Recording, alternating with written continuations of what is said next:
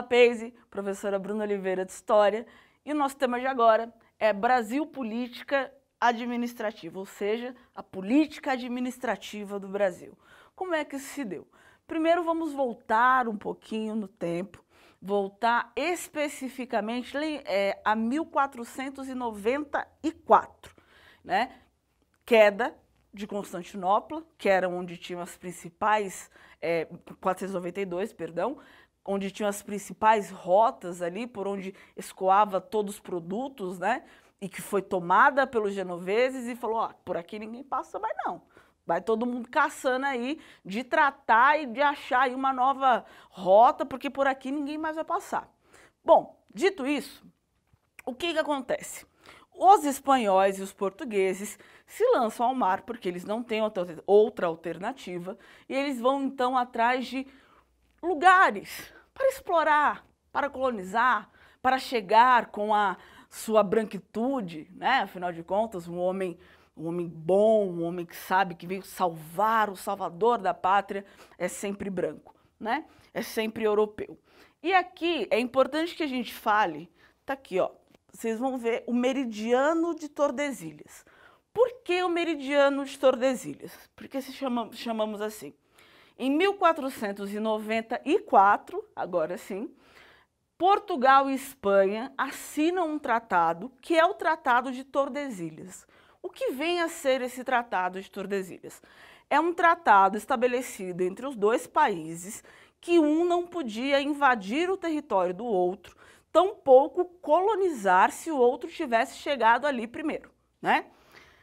Alguns historiadores da teoria da conspiração e tudo mais dizem que Portugal, que já tinha uma escola de navegação, apesar de não navegar, já tinha uma escola de navegação muito evoluída, que era a Escola de Navegação de Sagres. Segundo a teoria da conspiração, pela forma como está cortado a divisão aí do Tratado de Tordesilhas, então Portugal vai daqui para cá, a Espanha daqui para cá, né? Pela forma como a linha está estabelecida, dizem que Portugal já sabia da existência do Brasil. Mas isso não foi ainda tema de uma discussão complexa, né? Não foi ainda tema de nenhuma discussão que fosse, digamos assim, significativa e falasse assim, olha, de fato, Portugal já sabia que o Brasil existia, enfim. Não se ouve ainda, então não temos como provar, não temos o fato, né? Então, vamos lá.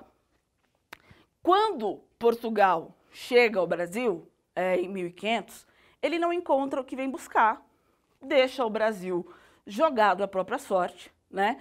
Mas nós temos aí um espaço litorâneo gigantesco, e cobrir todo esse espaço litorâneo era basicamente impossível. Então, em 1534, quando Martim Afonso de Souza traz a primeira muda de cana-de-açúcar para ser plantada no Brasil, temos aí o advento das chamadas capitanias hereditárias. O que vem a ser essas capitanias hereditárias? Bom, é necessário lembrar que, nesse momento, ninguém da colônia portuguesa, ninguém assim da alta nobreza, melhor dizendo, está no Brasil. Muito pelo contrário, toda a realeza está em Portugal, certo? E essas capitanias hereditárias eram concedidas, vamos dizer assim, por meio de cartas régias. O que são cartas régias? Eram cartas assinadas pelo rei de Portugal, dando o Maranhão, as pessoas, aqui vocês vão ver, ó, em duplicidade Maranhão e em duplicidade São Vicente, né? Porque pertenciam aqui a dois senhores, né? A dois senhores diferentes, não é um erro, não, muito pelo contrário. É porque o território maranhense foi dividido em duas partes, porque o Maranhão é extremamente extenso, litorâneamente, e uma só capitania não daria conta. A mesma coisa vai acontecer aí em São Vicente, ok? Então, essas cartas régias são uma autorização. O que tem nessas cartas régias? Portugal diz o seguinte, olha, vocês aí têm a terra, né? Eu estou dando a terra para vocês, desde que vocês plantem a muda de açúcar, desde que vocês fiquem com todos os ônus. Eu só quero o bônus mesmo, que é o lucro que isso vai dar, né? E por esse modelo extremamente atrasado de Portugal, de não assessorar essas capitanias hereditárias, que foram, ou melhor, geraram muitas revoltas, né? Porque só quem podia ser capitão ali, só quem podia ser o dono da terra? Quem tinha dinheiro, né? Então, assim, essas cartas régias não eram concedidas aos indígenas, tampouco às pessoas negras aqui escravizadas, muito pelo contrário. Era só por quem estava na camada mais alta da sociedade, né? Então, esse modelo da capitania hereditária, ele foi extremamente atacado e sufocado por revoltas que acontecem nesse período, né? Que vão fazer aí com que muitos dos senhores que compraram as cartas régias e tudo, desistam, não deem jeito, vão lá falar, olha, isso aqui não é para mim, não dá, porque não tem assessoria nenhuma, tá tudo errado, não quero desse jeito, ok? Então, apenas duas capitanias vão vingar, que é a capitania de São Vicente, que é justamente onde é plantada a primeira muda de cana-de-açúcar aqui no Brasil, e a capitania de Pernambuco, tá? Então, só essas duas capitanias hereditárias vingaram. E embora esse seja um, digamos assim, modelo completamente atrasado, para a expansão da América Portuguesa naquele momento, era necessário, porque precisava ter alguém aqui que fosse capaz de cobrir o nosso espaço litorâneo, e vocês vão perceber que a maior parte, se não todas, as regiões aqui descritas das 15 capitanias hereditárias, são de áreas próximas ao mar, de zonas portuárias, né? Então, assim, nós não temos como cobrir o espaço litorâneo, vamos lá, 100, vamos pôr aqui, eu sou péssima de números, então vou falar aqui 100 metros, vai, você não tem como cobrir só com 50 pessoas ali, só 50 metros. Então, é basicamente o que estava acontecendo com o estabelecimento da capitania hereditária, que não era assessorada por Portugal, né? A de Pernambuco e a de São Vicente se destacam e conseguem sair desse papel pela administração dos senhores que receberam aí as suas cartas régias e queriam continuar da forma que estavam. Lembrando que gerou muita revolta.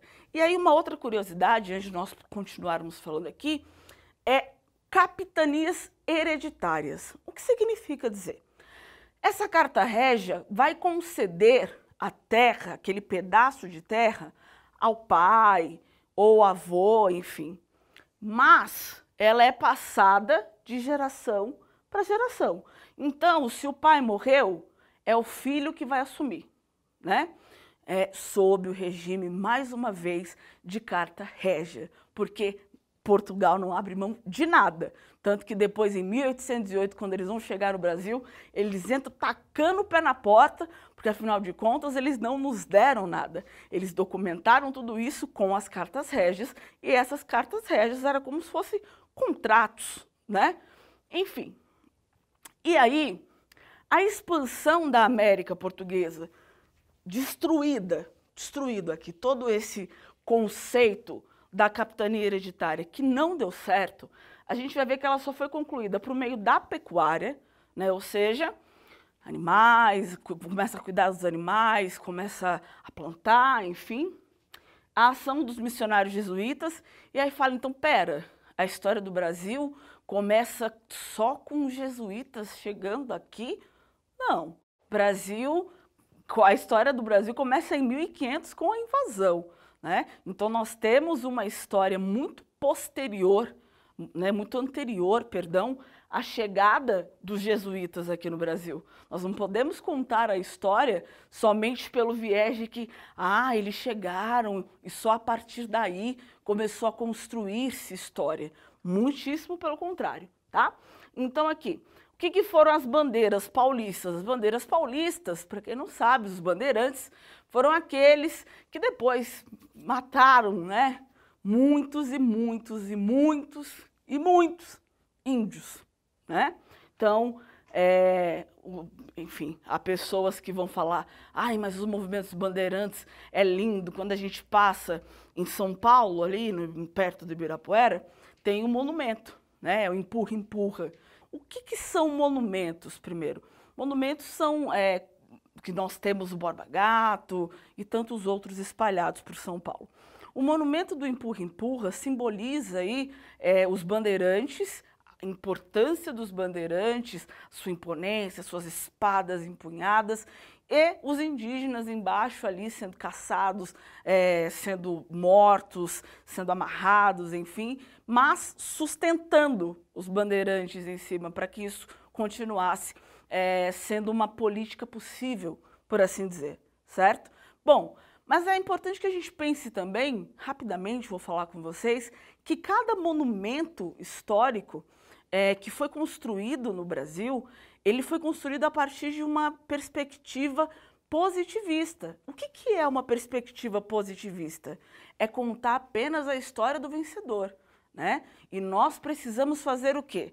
Olhar para um monumento, entender o que ele significa, em que momento ele foi desenhado, por que ele foi posto daquela forma, mas temos que fazer releituras, temos que pegar assim, pegar realmente a história como um quebra-cabeças e começar a remontar, né? Começar a colocar outros pontos de vista sob uma mesma perspectiva histórica, ou seja, sobre olhares diferentes sobre a história.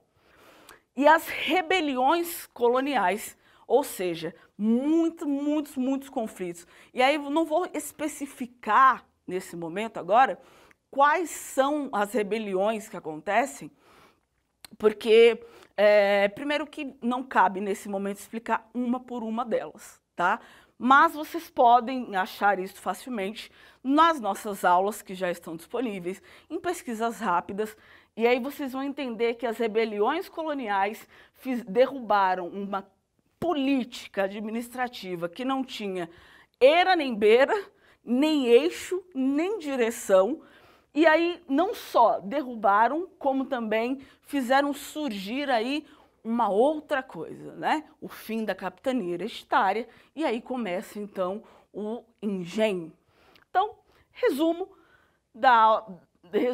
desse nosso bate-papo aqui, dessa política administrativa que não deu certo em função das rebeliões coloniais, em função da falta de aparato, ou seja, da falta de respaldo, de cuidado, de apoio que Portugal deixou de dar para as suas capitanias, para que elas vingassem, né? Bom, falamos sobre a expansão da América Portuguesa, sobre como isso se dá, o Tratado de Tordesilhas, como ele foi assinado.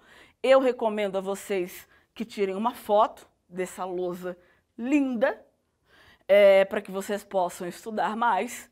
É isso, é nóis, tamo junto, até a próxima, valeu!